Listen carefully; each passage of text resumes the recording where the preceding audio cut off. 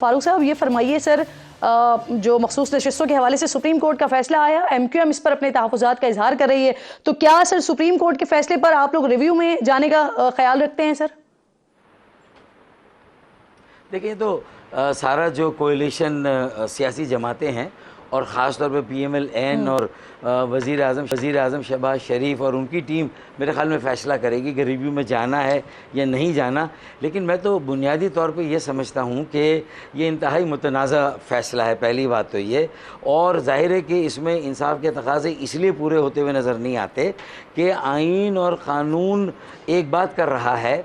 Peshawar high court के जजेस ने जो इलेक्शन कमीशन की तायद और हिमायत की वो एक बात कर रहे हैं, फिर सुप्रीम कोर्ट ख़ुद जिसने पेशावर हाई कोर्ट के उस फैसले की तौसीक़ की थी, उसने जो फ़ैसला दिया था इस हिमायत और तायद में कि जो रिज़र्व सीट्स हैं, चाहे वो ख़वातीन की हो चाहे वो माइनॉरिटी अक़लियतों की हो, उस पर आज़ाद उम्मीदवार पार्टी रिव्यू में नहीं जाएंगे आप, जबकि वो प्रोसीजर देखिए वो तो मेरे ख्याल में जाना तो चाहिए, वो फॉर्मेलिटी तो पूरी होगी। लेकिन मैं ये कह रहा हूँ कि अगर आइन और क़ानून को देखें, जो क्लॉज 6 है आर्टिकल 51 का और क्लॉज 3 है आर्टिकल 106 का, मैं उसकी तफसील में नहीं जा रहा for the sake of brevity, लेकिन एक ये वाज़े तौर पर नज़र आ रहा है ये ओवर स्ट्रेच्ड इंटरप्रिटेशन है। ये लगता ऐसा है, मैं किसी के जहन में जाके नहीं पढ़ सकता। जो 8 जजेस हैं, मंसूर अली शाह की जो क़यादत में जो फ़ैसला आया, जिन 8 जजों के नाम हैं, बाकी 5 जजों के नाम उसमें उस वक्त साथ मौजूद नहीं हैं, जिसमें काजी फ़ायज़ ईसा ख़ुद शामिल हैं, जिसमें बाकी 4 जजेस भी हैं। तो ये बिल्कुल उसी तरह का एक मुनक़सिम फ़ैसला है जो जुल्फ़िकार अली भुट्टो की फांसी का भी फ़ैसला था और फिर उसकी तस्हीह दुरुस्तगी 30-35 बल्कि 50 साल के बाद जो है वो हुई है। और सुप्रीम कोर्ट ने कहा कि हाँ वो जुडिशल मर्डर था और उनको कत्ल किया गया था। तो मुझे डर लगता है कि ये जो फ़ैसला इतना कंट्रोवर्शियल है, इसको दोबारा किस तरह खुलेगा, सुप्रीम कोर्ट कैसे देखेगी।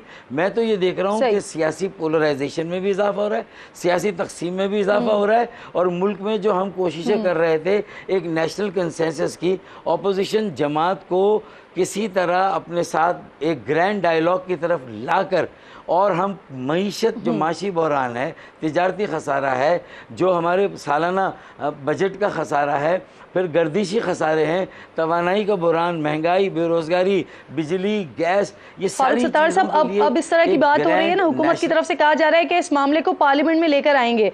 तो सर इससे एक तो सवाल ये कि इससे हासिल क्या करना चाह रही है हुकूमत, दूसरा ये कि क्योंकि आप कोलिशन में हैं तो आपको एतमाद में लिया गया है किसी मुश्तरका हिकमत अमली के हवाले से?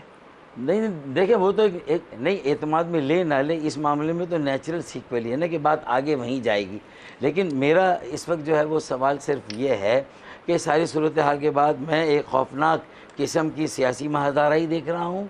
मैं एक खौफनाक, मुझे डर है, मुझे लगता है कि रियासती इदारे भी, उनकी महादाराई भी मुझे नज़र आ रही है, और उसके नतीजे में जो आवाम की कुछ थोड़ी बहुत उम्मीदें थीं कि शायद एक नेशनल डायलॉग की बात हो रही है और एक ऑल पार्टीज़ कॉन्फ्रेंस की बात हो रही है और उसमें PTI को भी ल्योर करने की कोशिश की जा रही है, उनकी तरफ से भी ये साफ जवाब नहीं आ रहा कि हम बैठेंगे नहीं।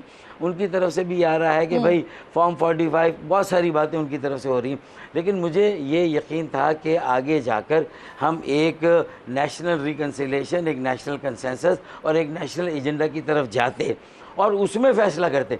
और मैं कह रहा हूँ अदालत अगर ये भी कहती कि शायद अदालत ये कहे कि मॉरली हम ये देख रहे हैं कि एक मुनासिब सिंपैथी वेव PTI के साथ है और PTI को इलेक्शन लड़ने से एज सच डिप्राइव नहीं किया गया, बल्ले का निशान लिया गया उनका, ठीक है ना। और वो ख्वाजा आसिफ ने सही कहा ना कि जो मांगा था, फारूक सत्तार साहब अब जिस तरफ हालात जा रहे हैं सर, दिया गया जी। फारूक सत्तार साहब जिस तरफ हालात जा रहे हैं सर, जमहूरियत का तसलसल ये बरकरार रहेगा? क्योंकि बहुत सारे लोग इस बात पर भी तशवीश का इजहार कर रहे हैं। देखिए मैंने इन्वर्टेड कॉमा से बात की है, मैं इन्वर्टेड कॉमा से बाहर निकल के बात नहीं करता, इसीलिए मैंने कहा मुझे बहुत सारे खदशात और ख़तरात लहा के एक कॉन्स्टिट्यूशनल मशीनरी का कंप्लीट ब्रेकडाउन नज़र आ रहा है। एक जो सिविलियन डोमेन पार्लियामान का था, उसको कहा जाता कि कॉन्स्टिट्यूशन को हम रीराइट नहीं करते, कानून को हम रीराइट नहीं करते, लेकिन हम समझते हैं कि इसमें एक जनरल अवामी सेंटिमेंट्स का भी ताल्लुक़, एक सोशल मीडिया का भी एक इसमें स्टॉर्म है, एक तूफ़ान है।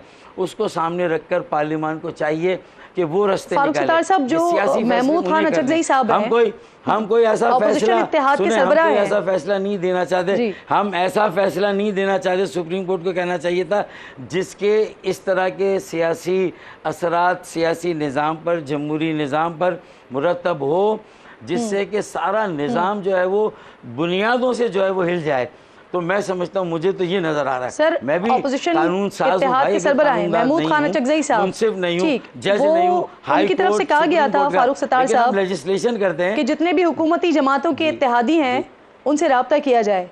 तो किसी किस्म का रब्ता हुआ है आपसे अभी तक? देखिए, वो तो आज या कल हो जाएगा, सियासी तौर पे जो मुंह बनेगा वो तो बनेगा।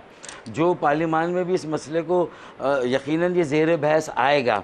अब बात यह कि तमाम रियासती इदारों को भी किसी न किसी शक्ल में एक वसी तर मफाहिमत और इश्तराकी अमल इख्तियार करके ये तय करना है कि आइंदा इस मुल्क को चलाना कैसे है, इस मुल्क को आगे किस तरह ले जाना है। देखें, अगर आर्टिकल 140A पर गुलजार अहमद शेख का फ़ैसला है, लेकिन कुछ ज़्यादातर सूबों ने उस पर अमल दरामद नहीं किया, अपने बल्दियाती कानून के अंदर उसके मुताबिक वो किरदार कौन अदा करेगा? तो बल्दियाती सतह फारूक सत्तार साहब, वो किरदार कौन अदा करेगा सर? ये जो टकराव किसी सूरत हाल है ये खत्म हो, ब्रिज कौन बनेगा सर? वो भी देखें, वो भी तो देखें, इसीलिए मैं कह रहा हूँ कि कोई अक्ल कुल नहीं, सब इंसान है, इंसानों पर मुश्तमिल ये इदारे हैं, माशरा है। और कोई ये नहीं कह सकता कि मेरे असाब पर, मेरी सोच पर, मेरे अतराफ़ का असर नहीं होता। ये हो रहा है अतराफ़ का असर, लेकिन इतना न्यूट्रल, इतना इंडिपेंडेंट होना, वो ये कहता, वो फैसला ये होता है कि पार्लियामान, हम ये समझते हैं कि पार्लियामान को इस पर स्टेप लेना चाहिए। मॉरली अगर ये सीटें जिनके 91 नंबर है, पीटीआई से जो लोग बैक्ड हैं, पीटीआई के नहीं है, पीटीआई ने इलेक्शन नहीं लड़ा, बल्ले ने इलेक्शन नहीं लड़ा, लेकिन अगर पीटीआई बैक्ड उम्मीदवार हैं और वो कह रहे हैं कि हम पीटीआई बैक्ड हैं, तो उनकी तादाद के मुताबिक उनको उनका हक एडल्ट फ्रेंचाइज की जो स्कीम मिलना चाहिए था। और पार्लियामान इसमें कोई रास्ता निकाले। ये पार्लियामान को इस क्राइसिस से पाकिस्तान को निकालना है, सियासी लोगों को निकालना और इंगेज करें अपोजिशन को इस मसले पर अव्वलन, और उसके बाद किसी और मसले पर। तो मैं समझता हूँ कि ये बेहतर रास्ता होता। इसमें सुप्रीम कोर्ट भी कंट्रोवर्सी से बच जाती।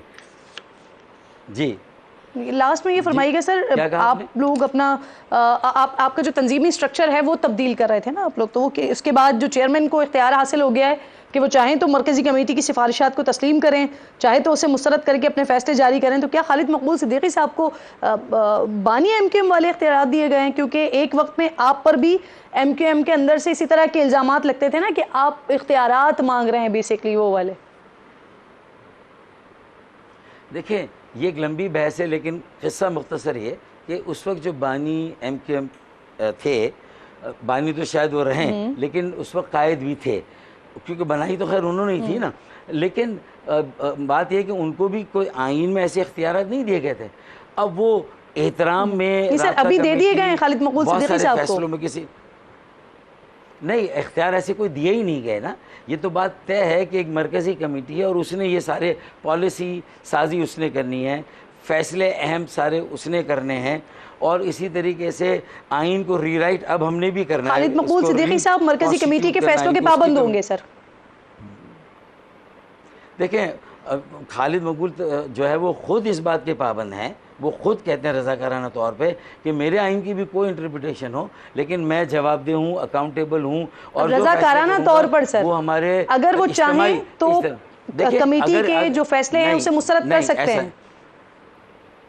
नहीं, ऐसा नहीं है, लिखा हुआ ऐसा नहीं है, लेकिन ये कि कोई भी सरबरा एहतराम में इस रास्ते पर जा सकता है, या अल्लाह ना करे दूसरी तशरीह के डर खौफ में बाकी लोग खामोश हो जाए और कोई बानी जो एक सरबरा है वो इस रास्ते पर चला जाए। इसीलिए मैं इसकी यूँ नहीं कह रहा कि पहले क्या था नहीं था माहौल, लेकिन राब्ता कमेटी अगर फैसले नहीं कर सकती थी, नहीं करती थी, हाँ, तो राब्ता कमेटी ने खुद हर फैसले पर एक बहुत शुक्रिया, बहुत शुक्रिया फारूक सत्तार साहब।